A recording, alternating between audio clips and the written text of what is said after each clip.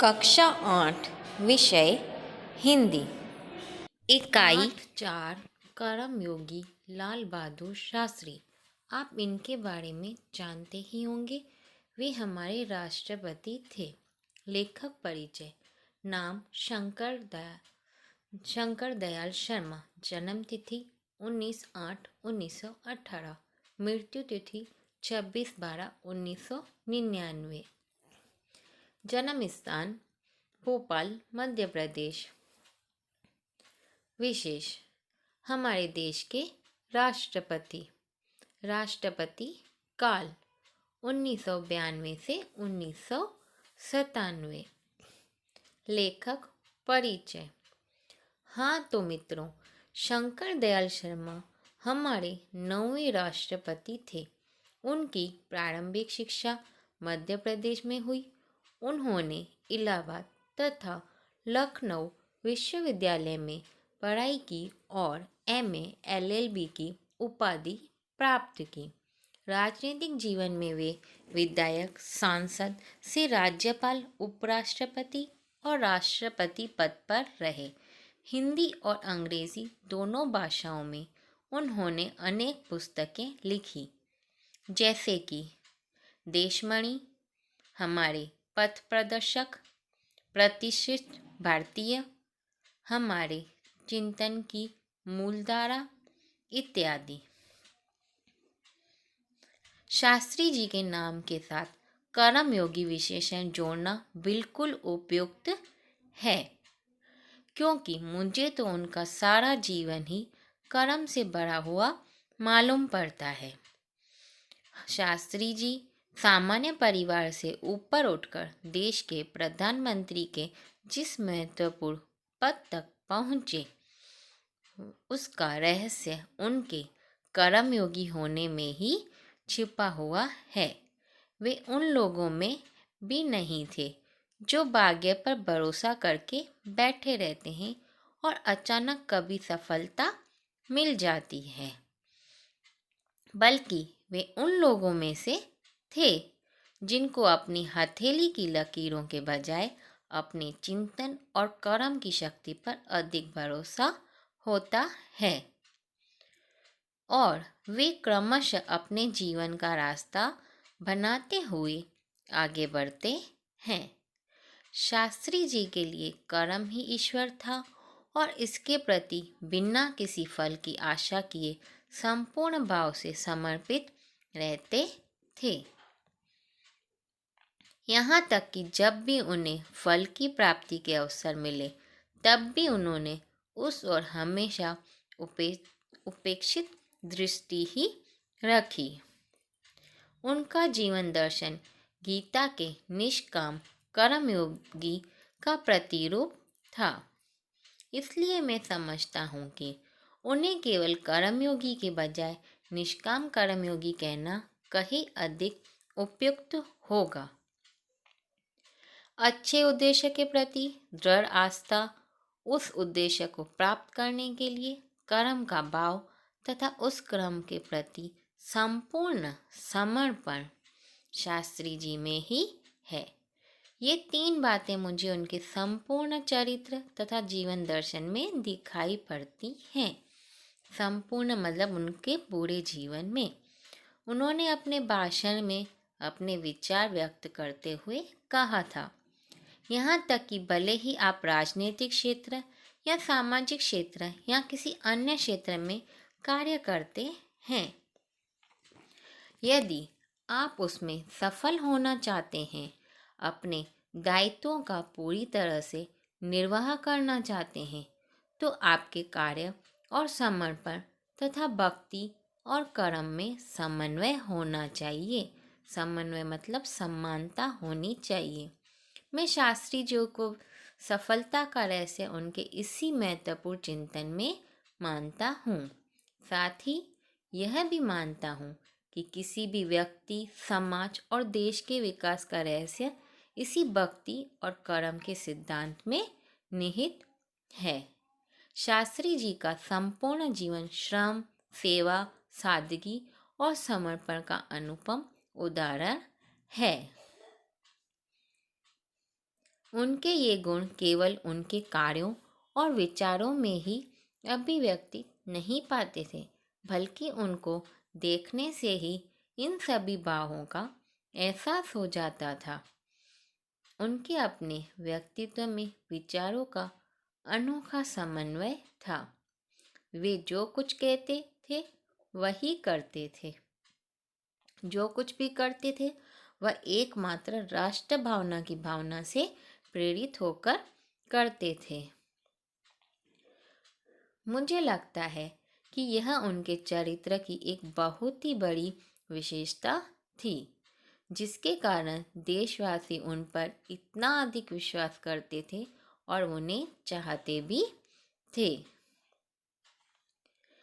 पंडित नेहरू की समुद्र राजनीतिक विरासत को संभालना और उसे आगे ले जाने का काम कम कठिन नहीं था, लेकिन देश के उस समय यह साफ साफ देखा कि उसे संभालने की ताकत केवल शास्त्री जी में ही है, और शास्त्री जी ने अपने निर्मल चरित्र और दृढ़ संकल्प शक्ति द्वारा देश की इस आकांक्षा को पूरा किया। शास्त्री जी की एक सबसे बड़ी विशेषता यह थी कि वे सामान्य परिवार में पैदा हुए थे। सामान्य परिवार में ही उनकी परवरिश हुई और जब वे देश के प्रधानमंत्री जैसे महत्वपूर्ण पद पर पहुँचे, तब भी वह सामान्य ही बने रहे, सामान्य और सादगी में ही रहे। विनम्रता, सादगी और सरलता उनके व्यक्तित्व में एक विशिष्ट प्रकार का आकर्षण पैदा करते हैं। इस दृष्टि से शास्त्री जी का व्यक्तित्व बापू के अधिक करीब था, और कहना न होगा गांधी जी बापू के लिए कि बापू से प्रभावित होकर ही सन 1921 में उन्होंने अपनी पढ़ाई छोड़ी थी। शास्त्री जी पर भारतीय चिंतकों डॉक्टर भगवान दास तथा बापू का कुछ ऐसा प्रभाव रहा कि यह जीवन भर उन्हीं आदर्शों पर चलते रहे तथा औरों को इसके लिए प्रेरित करते रहे। शास्त्री जी के संबंध में मुझे बाइबल की वह उक्ति बिल्कुल सही जान पड़ती है कि विनम्र ही पृथ्वी के वारिस होंगे। शास्त्री जी ने हमारे देश के स्वतंत्रता संग्राम में तब प्रवेश किया था जब वे एक स्कूल में विद्यार्थी थे, और उस समय उनकी उम्र केवल 17 वर्ष की थी। गांधी जी के आह्वान पर वे स्कूल छोड़कर बाहर आ गए थे। इसके बाद काशी विद्यापीठ में उन्होंने अपनी शिक्षा पूरी की। उनका मन हमेशा देश की आज़ादी और सामाजिक कार्यों की ओर लगा रहा। परिणाम यह हुआ कि सन 1926 में वे लोक सेवा मंडल में शामिल हो गए, जिसके वे जीवन भर सदस्य रहे। इसमें शामिल होने के बाद शास्त्री जी ने गांधी जी के विचारों के अनुरूप अछूतोद्वार के काम में अपने आप को लगाया। यहाँ से शास्त्री जी के जीवन का एक नया अध्याय प्रारंभ हो गया। सन 1930 में जब नमक कानून तोड़ो आंदोलन शुरू हुआ, तो शास्त्री जी ने उसमें भाग लिया, जिसके परिणाम स्वरूप उन्हें जेल जाना पड़ा। यहाँ से शास्त्री जी की जेल यात्रा की जो शुरुआत हुई, तो वह सन 1942 के भारत छोड़ो आंदोलन तक निरंतर चलती रही। इन 12 वर्षों के दौरान वो 7 बार जेल गए। इसी से यह अंदाज़ा लगाया जा सकता है कि उनके अंदर देश की आज़ादी के लिए कितनी बड़ी ललक थी। दूसरी जेल यात्रा उन्हें सन 1932 में किसान आंदोलन में भाग लेने के लिए करनी पड़ी। सन 1942 की उनकी जेल यात्रा 3 वर्ष की थी, जो सबसे लंबी जेल यात्रा थी। इस दौरान शास्त्री जी जहां एक और गांधी जी द्वारा बताए गए रचनात्मक कार्यों में लगे हुए थे, वहीं दूसरी ओर पदाधिकारी के रूप में जन सेवा के कार्यों में भी लगे हुए थे। सन 1935 में वे संयुक्त प्रांतीय कांग्रेस कमेटी के सचिव बनाए गए। इस पद पर उन्हें 1938 तक रहे। किसानों के प्रति उनके मन में विशेष लगाव था, इसलिए उनको सन 1936 में किसानों की दशा का अध्ययन करने वाली एक कमेटी का अध्यक्ष बनाया गया। पूरी लगन के साथ काम करके उन्होंने अपनी रिपोर्ट प्रस्तुत की, जिसमें जमींदारी उन्मूलन पर विशेष जोर दिया। जमींदारी यानी कर, टैक्स।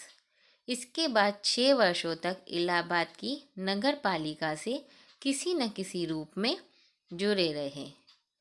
मैं समझता हूँ कि इस अनुभव से भी शास्त्री जी के व्यक्तित्व और चिंतन को नागरिकों की समस्याओं से निकट से परिचित कराया।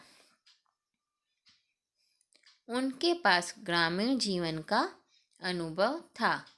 अब इसके साथ ही इलाहाबाद नगर पालिका ने जन सेवा का भी अनुभव जोड़ दिया था।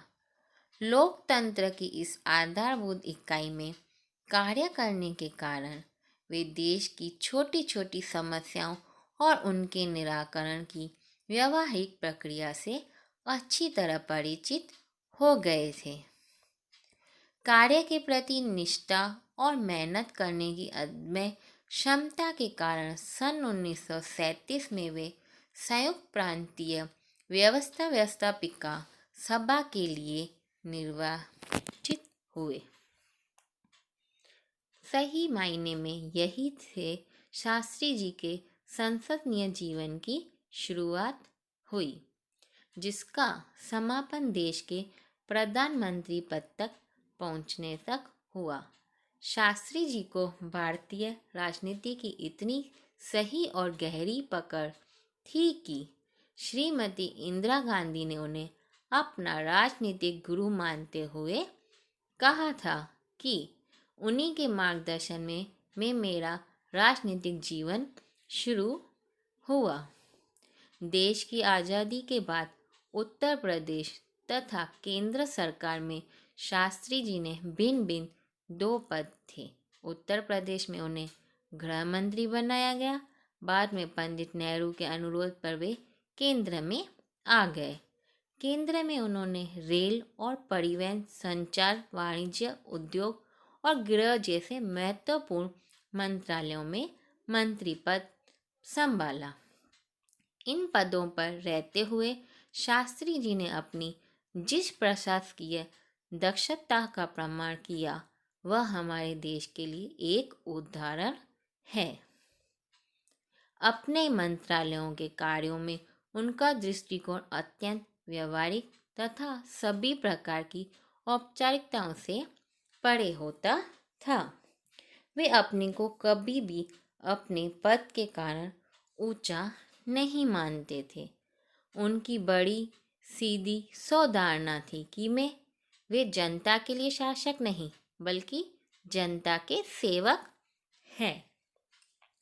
ऐसी भावना से कार्य करने के कारण उन्हें अपने मंत्रालय में तो लोकप्रियता मिली ही, साथ ही साथ सारे देश में भी लोकप्रियता मिली।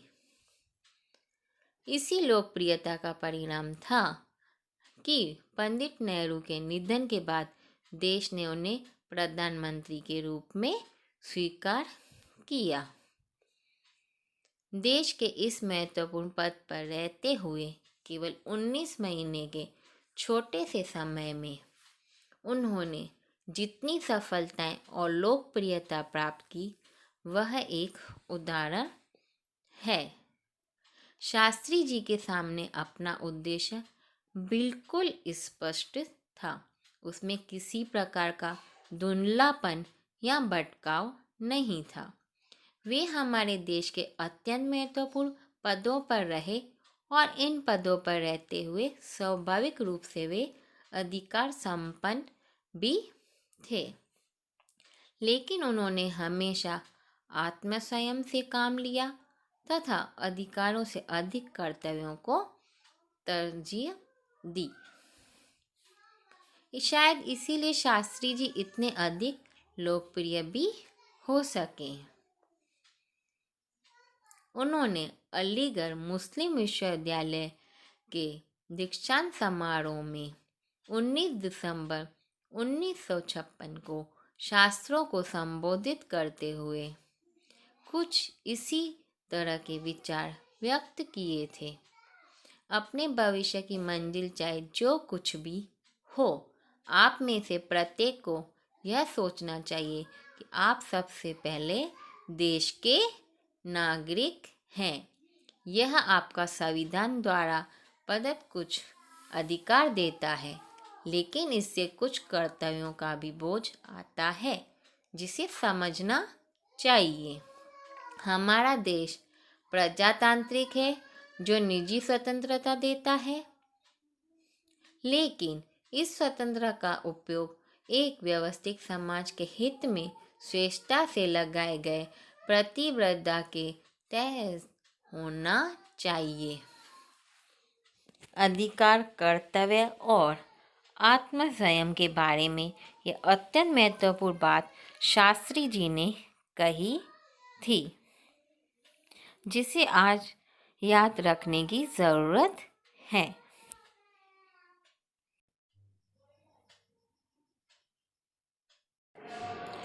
Thank you students.